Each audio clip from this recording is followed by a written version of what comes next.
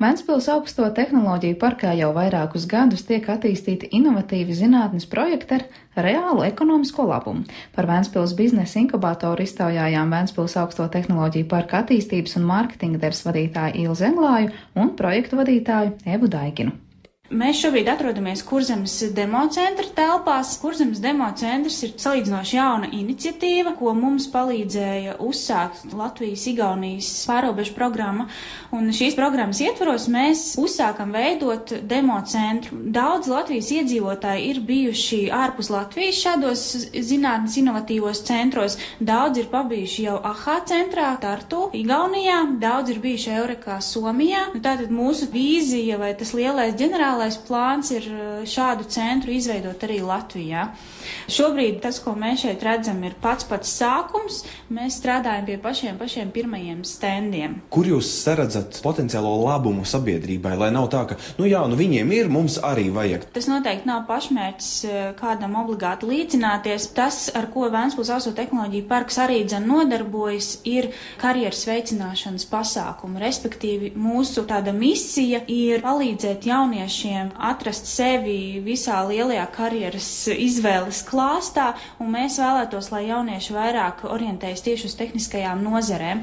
Tāpēc viss, ko mēs darām, ir ar šādu misiju un mērķi, un arī šis interaktīvais zinātnes centrs, viņš faktiski ir izglītības un karjeras izvēles projekts. Tā ir sazobes punktu meklēšana starp zinātniskumu un starp biznesu, lai cilvēks redz ne tikai savu zinātnisko attīstības potenciālu, bet arī konkurētspēju nākotnē. Starp šiem diviem elementiem un arī, es teiktu, starp izklaidi. Jo nav noslēpums, ka mūsdienu sabiedrībai tas informācijas klāsts, kas nāk virsū katru dienu, ir milzīgs. Jaunieši ir diezgan prasīga auditorija mūsdienās un ir jādod spēles, izklaides elements apvienots ar mācību procesu. Un kāda ir jūsu līdzinējā pieredze? Vai jau ir bijuši veiksmīgi gadījumi, kad tiešām atrodas gan zināšanas, gan izklaide un rezultātā ieinteresētība? Protams, mums te ir vairāki ļoti interesanti stendi. Viens no, manuprāt, interesantākajiem un inovatīvākajiem ir stends, kas saucās Domu spēks kosmosā. Cilvēkam, kas piedalās šajā spēlē, ir ar savu domu spēku jāpalaiž gaisā raķete. Viņam uz galvas tiek uzlikt īpaša sensoru lente, kas mēra smadzeņu darbības,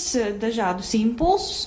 Šī lente nosaka, cik lielā mērā cilvēks ir koncentrējies tajā brīdī uz šo vienu lietu, šajā gadījumā uz raķetes palaišanu, un ja šī koncentrēšanās ir augsta līmeņa, tad raķete palaižās ātrāk. Pirms mēs dodamies pie konkrētiem standiem, varbūt mazliet par to, kā jums izdevās šo ideju realizēt. Es saprotu, ka jūs turpināt izvērst savu projektu, bet kas ir radošā komanda, zinātniskā komanda, kas veido šo iniciatīvu? Mēs esam tie, kuri izdomā trakas idejas, un tad mēs piesaistam speciālistus pārsvarā no Ventspils un arī sadarbojamies cieši ar Ventspils augstskolu, ar tehnisko fakultāšu mācību spēkiem un studentiem. Mēs viņiem pastāstam savu trako ideju, ka mēs tā gribētu. Pieņemsim ar domu spēku palaist raķeti, un tad mēs atrodam kādu entuziastisko trako jauno zinātnieku, kurš ir gatavs ar mums kopā strādāt un šo stendu izstrādāt. Tā tas arī notiek reālajā dzīvē. Tāds skaists, apaļš, zilā krāsā iekrāsots stends, pa vidu šķidro kristālu ekrāns, malās skaļruņi, un tagad man tiek sniegta instrukcija, kas ir jādara. Jūs varat izvēlēties, vai palaist kosmosā Latvijas raķeti vai Igauņu. Es izvēlos Latviju. Tas, ko jūs šobrīd redzat uz ekrāna, ir koncentrēšanās līmenis. Kreisajā pusē? Jā, un apakšā jūs redzat nesēja raķetes palaišanas progresu procentos. Tad, kad būs attiecīgi 100% šis progress, raķeta aizlido kosmosā. Tas, kas ir jādara, ir jākoncentrējās, lai šis koncentrēšanās līmenis būtu virs 50. Tad progress ir ātrāks. Jākoncentrēs, ka es vēlos koncentrēšanās līmeni augstu. Tātad, tad, kad ir gatavs, var spiest sākt. Pamēģināsim, nospiedīsim sākt, un tad redzēsim, kā man nesēja mehānisms ir atbrīvojies daļēji. Koncentrēšanās līmenis, vai tas ir labs, vai tas ir slikts līmenis? Tas ir ļoti labi. Turamies virs 70%, tagad nokrīt. Laikam nedrīkst komentēt. Nedrīkst komentēt, jo tad uzreiz smadzenes koncentrējās uz divām lietām, uz koncentrēšanos un uz runāšanu. Līdz ar to līmenis samazinās. Izcils rezultāts. Izcils rezultāts 32 sekundēs. Nenogrīdies vairs atpakaļ, tagad. Tā, cienījamie radioklausītāji, ir raķete aizlidojusi debesīs, Latvija piedalās kosmosa programmā, un mēs esam pārbaudījuši raķetes palaišanas mehānismu. Koncentrēšanos tātad notestējām. Es, protams, esmu pārliecināts, ka, ja es nebūtu vēl runājis lieku, tas pat būtu izdevies ātrāk. Kāda jums ir pieredze ar dažādu vecumu auditoriju, kas lielākoties grib palaist šo raķeti? Grib palaist viņu visi, gan skolēni, gan zinātnieki, kas ir bijuši stenda izmēģināšanā, piedalījušies. Visgrūtāk, manuprāt, ir pieaugušiem cilvēkiem, jo viņi mēģina analizēt, par ko viņiem ir jādomā, lai koncentrēšanās līmenis būtu augstāks. Bērns pieiet pie stenda, viņš zina, ka viņš grib palaist raķeti kosmosā, un viņam arī izdodās. Tā kā visgrūtāk ir, es domāju, pieaugušiem cilvēkiem. Tātad sev bija bērni, es vēl neesmu pazaudējis.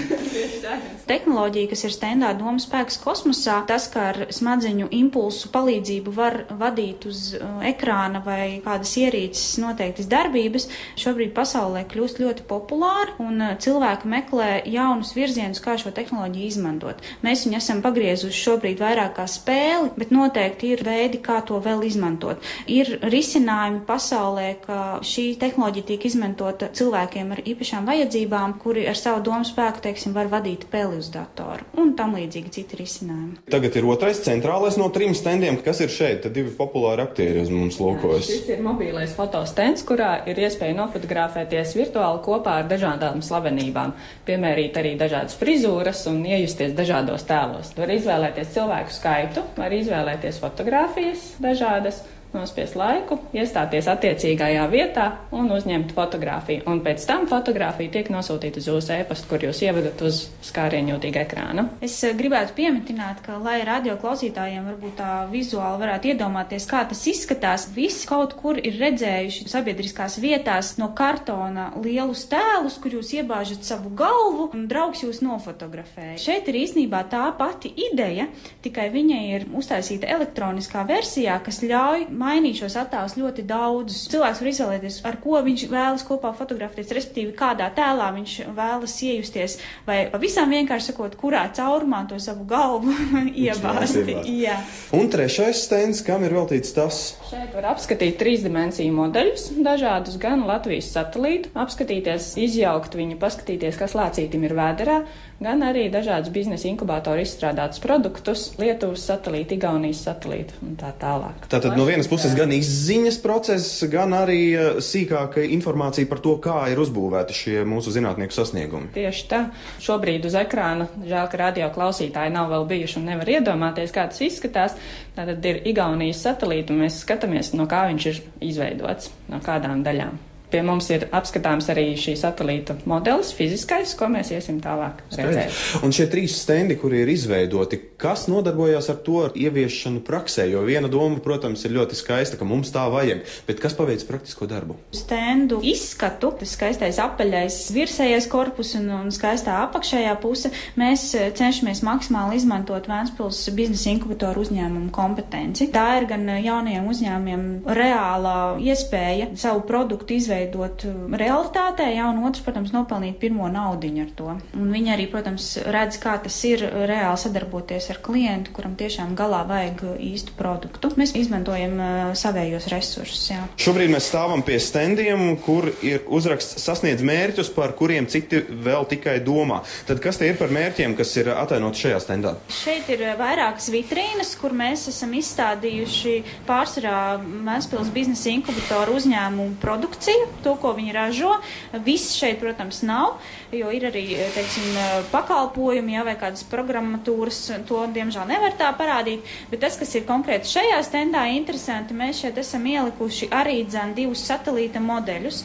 Viens ir igauņu veidotais EstCubes, kurš ir ļoti maziņš, 10x10 centimetri. Cilvēki parasti iedomājas, ka satelīts ir ļoti milzīgs, jā. Bet un šeit ir pilnīgi 1:1. Tas ir 1:1, jā. Bet mūsdienās ļoti daudz satelīti ir maza izmēra. EstCube modelis, viņa mērķis ir pārbaudīt kosmosā tehnoloģiju, ka satelītu var virzīt uz priekšu ar saules vēja palīdzību. Igauni šo tehnoloģijas patentu ir izveidojuši un grib viņu notestēt. Vēl šobrīd satelīts ir izstrādes stadijā, kosmosā viņš vēl nav. Bet, novēlēsim igauņu kolēģiem, lai tas izdodas ātrāk. Un kā ar mūsu satelītiem? Jā, un blakus ir mūsu Latvijas pirmais satelīts Venta 1, arī modelis 1:1. vienu. Tas ir nedaudz lielāks, tas ir paliela portatīva datora izmērā. Šis satelīts arī vēl joprojām ir izstrādes stadijā, atrodas šobrīd Brēmenē, kur arī Brēmenes universitātē ik pa laikam dodas studenti no Ventspils augstskolas un darbojas šajā izstrādes darba grupā. Satelīts arī savā ziņā ir izglītības veicināšanas projekts, jo mūsu mērķis ir attīstīt kosmosa un satelītu būves kompetenci Latvijā. Ir mūsējiem jābrauc uz Vāciju, kur tas ir daudz attīstītāk, jāmācās, un tad jau cerams arī nākotnē satelītus būvēsim šeit. Turpinot stendu apskati, šeit vairs nav mikroshēmas, bet droši vien, ka ikdienā sastopamākas lietas. Šeit mēs esam izvietojuši visus, ko vien varējām, biznesa inkubatoru uzņēmumu ražotos produktiņus. Šeit jūs atradīsiet un ieraudzīties visu, ko. Šeit ir uzņēmums, kas ražo pēdu aprūpes ierīcīti pumfiksu, dziedošs lācītis, kas palīdzēs maziem bērniem aizmigt ar latviešu šūpuļu dziesmiņām. Mums ir bīfons, kas ir mazuļu uzraudzības ierīce Latvijā ražot. Mums ir arī it kā vienkāršākas lietas etiķetes, ir dažādi inovatīvi celtniecībā izmantojami materiāli. Piemēram, arī var redzēt īpašas salvetes, ar kurām var notīrīt grafitī no ļoti daudzām virsmām. Tas būtu aktuāli Rīgā. Es nezinu, vai Ventspilī jums tā ir problēma. Es domāju, ka tā ir problēma visā Latvijā. Tāpat var arī redzēt jau pazīstamo dendrolētu masīvu koka šūnu materiālu, ko izmanto ēku būvniecībā, mēbeļu izgatavošanā un tam līdzīgi. Tā ir arī tāda inovatīva lieta, kas ir vienīgā pasaulē, un Ventspilī atrodas šī ražotne. Šeit var arī redzēt, piemēram, audio gidu, tāda gudra ierīcīta, kuru cilvēki noteikti kaut kur pamanījuši muzejos. Mūsdienās vairs gids nestaigā visiem līdzi, ja? Ir iespējams paņemt ierīcīti kopā ar austiņām un pie katra eksponāta ievedot konkrētu kodu, noklausīties ierakstu. Tas ļauj cilvēkam klausīties varbūt tieši to, ko viņš vēlas. Ir arī bērniem dizaina mēbelīte, un reizē arī spēle, krēsliņš pallī, kur bērns izmanto gan sēdēšanai, gan arī ar kociņiem veido dažādus zīmējumus. Kociņi iekrāsoti dažādās krāsās. Kociņiem gali ir iekrāsoti dažādās krāsās, jā, un var pats izpausties radoši. Ir mums arī sveču pagatavošanas komplekts, mums ir uzņēmums, kas ražo sveces, dabīgas saites vilnas lācēns, kurus arī ražo inkubatoru uzņēmums, ķiršu kauliņu masāžas, īpaša bumba, kas ir skaistuma saloniem. Tas mums ir pirms inkubatoru uzņēmuma produkts, un ļoti, ļoti daudz citu.